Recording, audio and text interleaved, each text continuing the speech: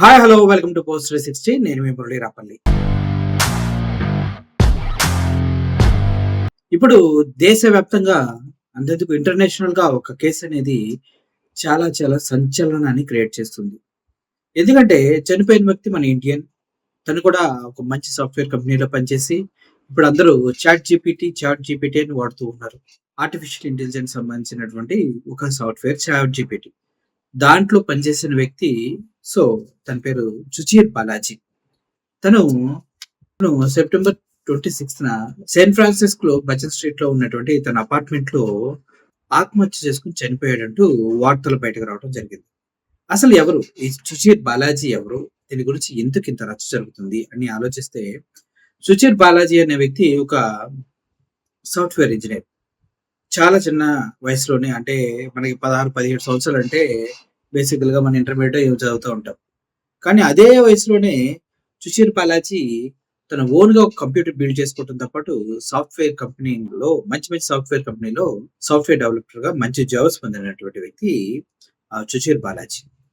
తను చిన్న వయసులోనే అంటే చాలా చాలా చిన్న వయసులోనే కోరా కంపెనీలో జాబ్ సంపాదించడం జరిగింది. అలా దినదిన అభివృద్ధి చెందుతూ తను ఎంతవరకెళ్లారంటే ఆర్టిఫిషియల్ ఇంటెలిజెన్స్ డెవలప్ చేసే స్థాయి ఇంజినీర్స్‌లో ఆయన ఒకరుగా పేరు ప్రఖ్యాతులు సంపాదించుకున్నారు. కానీ ఇక్కడే ప్రాబ్లమ్ వచ్చింది. ఎందుకంటే ఈ 4 ఇయర్స్‌లో తను చేస్తున్న ప్రాజెక్ట్ గురించి తనకి ఒక క్లారిటీ వచ్చేసింది. ఎందుకంటే ఏదైతే తను ఆర్టిఫిషియల్ ఇంటెలిజెన్స్‌కి వర్క్ చేస్తున్నాడో చాట్ జీపీటీ దాన్ని కూడా జనరేటివ్ ఏఐ చాట్ జీపీటీ ఏదైతే ఉందో దాంట్లో వర్క్ చేస్తున్నప్పుడు తనకు అనిపించింది తన కంపెనీ కంప్లీట్‌గా ఏదైతే కాపీరైట్స్ లా ఉన్నాయో అమెరికన్ కాపీరైట్స్ లాస్ ఏవైతే ఉన్నాయో వాటన్నిటిని వయలేట్ చేస్తుంది.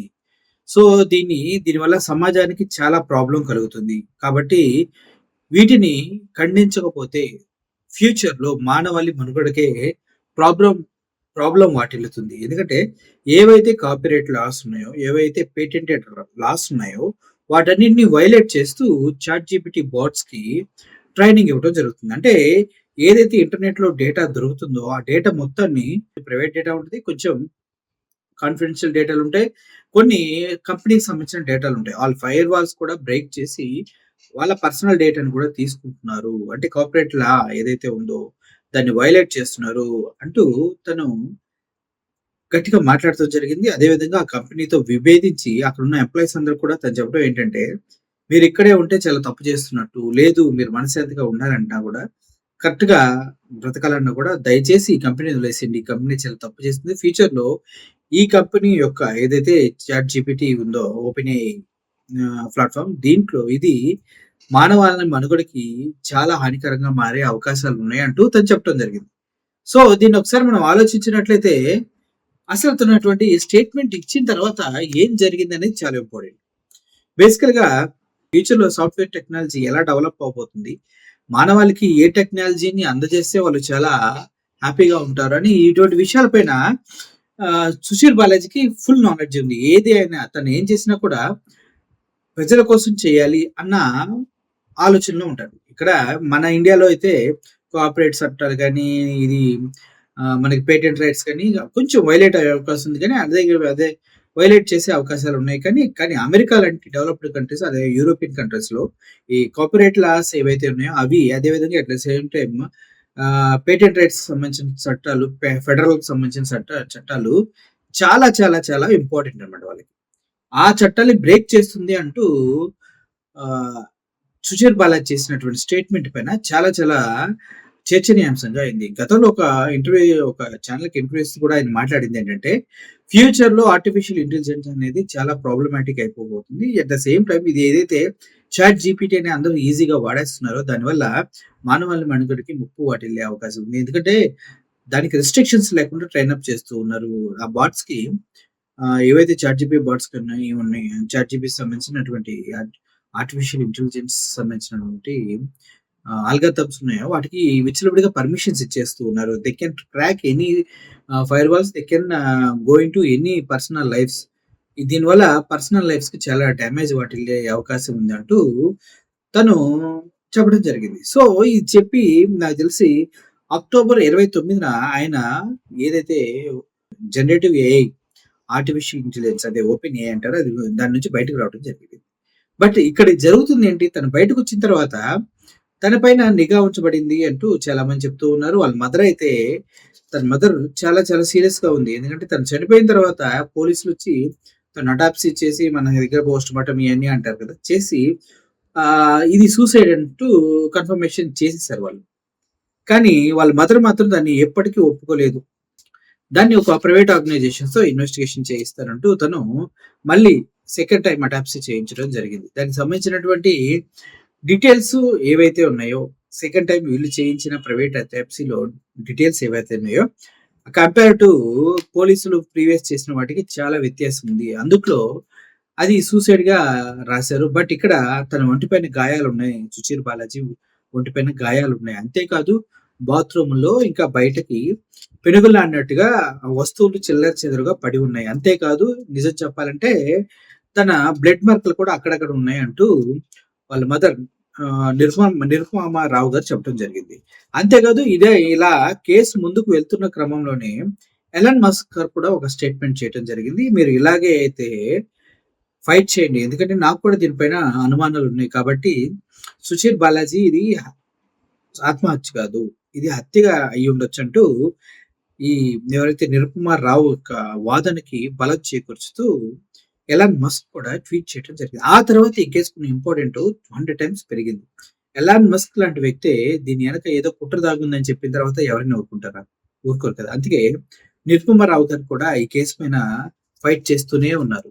ఒక టెక్ దిగ్గజం చిన్న వయసులో తన అత్యున్నత స్థానాలకు వెళ్లి లక్షల కోట్లలో జాబులు పొంది ఒక విషయం నచ్చక ఇది మానవ జాతికి ప్రాబ్లమాటిక్ అవుతుందని నమ్మి బయటకొచ్చి నుంచున్నాడు.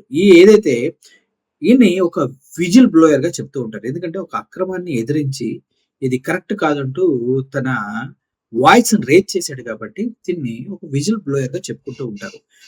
ఓపెన్ ఏఐని బట్టలిప్పి తీసి రోడ్డు మీద నిలబెట్టిన వ్యక్తిగా సుచీర్ బాలాజీ ఒక విజిల్ బ్లోయర్‌గా చెప్పుకుంటారు. అటువంటి విజిల్ బ్లోయర్‌కే ఇప్పుడు అది మర్డరా? లేకపోతే అది హత్య లేదా ఆత్మహత్య అన్న విషయం పైన సర్వత్రా సందిగ్ధం అయితే నెలకొంది. ఇటు వాళ్ళ మదర్ నిరుపమ రావు అయితే చాలా ఫైట్ చేస్తూ ఉన్నారు. ఒక విషయంలో చెప్పాలంటే దీన్ని ఎఫ్‌బీఐకి అందించాలి ఈ కేస్‌ని. ఎందుకంటే లోకల్ పోలీసులు తారుమారు చేసి సుచీర్ బాలాజీ సావుని వాళ్ళు ఆత్మహత్యగా క్రియేట్ చేసే ప్రయత్నం చేస్తూ ఉన్నారు. కాబట్టి మా దగ్గర ప్రైవేట్ ఇన్వెస్టిగేషన్‌తో మేము చేయించుకొని అది ఆత్మహత్య కాదు, హత్య అని మేము నమ్ముతూ ఉన్నాం. దీన్ని ఎఫ్‌బీఐకి అప్పగించాలి. అప్పుడు మాత్రమే దీనికి న్యాయం జరుగుతుందంటూ నిరుపమారావు గారు మాట్లాడటం జరిగింది. ఓవరాల్‌గా ఒక వ్యక్తి ప్రాణం అయితే పోయింది. దానికి సంబంధించి ఎటువంటి క్లూ లేకుండా ఇది జరిగింది. అంటే కొంతమంది చెప్పేదేంటంటే, తను అక్కడికొచ్చినప్పుడు మాత్రం ఎవరో ఒక వ్యక్తి వచ్చారు. తనతో పెనుగులాట జరిగి ఉంటుంది. తనే చంపేసుంటారు అనేది చెప్తూ ఉన్నారు. ఇది ఎంతవరకు వాస్తవం అనేది ఎవరికీ తెలీదు. ఇది జస్ట్ అక్కడ చూసిన వాళ్ళు, తనతో కలిసి ఉన్న వాళ్ళు చెప్తూ ఉన్న మాటలు మాత్రమే.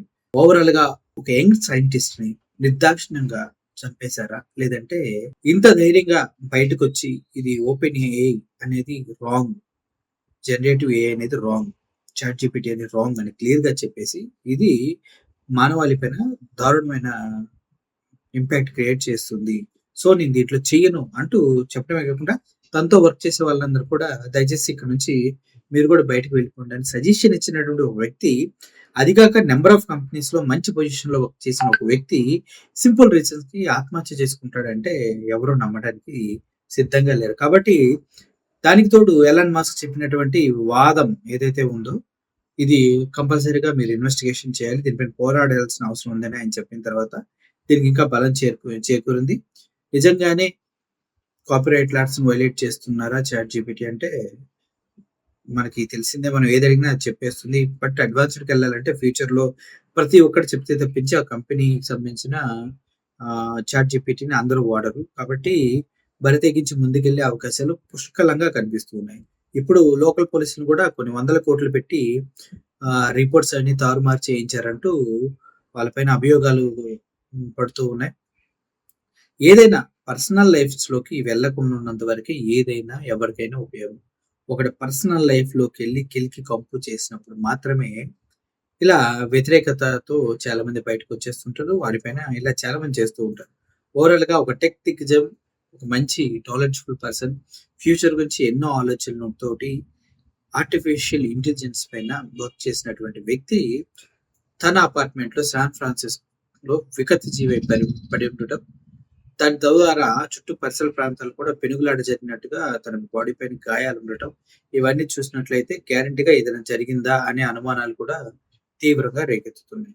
నిరుపమారావు గారు తన కొడుకుది ఆత్మహత్య కాదు హత్య అంటూ అంత కరెక్ట్‌గా చెప్తూ ఉన్నారంటే ఏం జరుగుతుంది ఫ్యూచర్‌లో ఏం జరగబోతుందని చూస్తున్నారు. అంతేకాదు ఏదైతే ఓపెన్ ఏఐ పైన తను కేస్ వేశాడో, కరెక్ట్ కాదని వాదించాడో, ఆ కేస్‌లో తినే ప్రథమ విట్నెస్. తిను చెప్పిన వాంగ్మూలం పైనే ఆ కంపెనీకి సంబంధించినటువంటి ఈ ఫైన్‌లు వేయటమో, ఇలా కంపెనీని మూసేయటమో ఏదో చేయాల్సిన అవసరం ఉంది. అటువంటి సమయంలోనే తిన్ని చంపేసారా? చచ్చిపోయాడా? నాకైతే ఇంత బలమైన మైండ్ సెట్ ఉన్నవారు గ్యారంటీగా ఆత్మహత్యలైతే చేసుకోరు. ఏదో జరిగిందనే నేను కూడా అనుకుంటున్నాను. మీ అభిప్రాయం ఏంటి దీనిపైన చెప్పగలరు? Thank you for watching this video. I am Murali signing off. Thank you so much.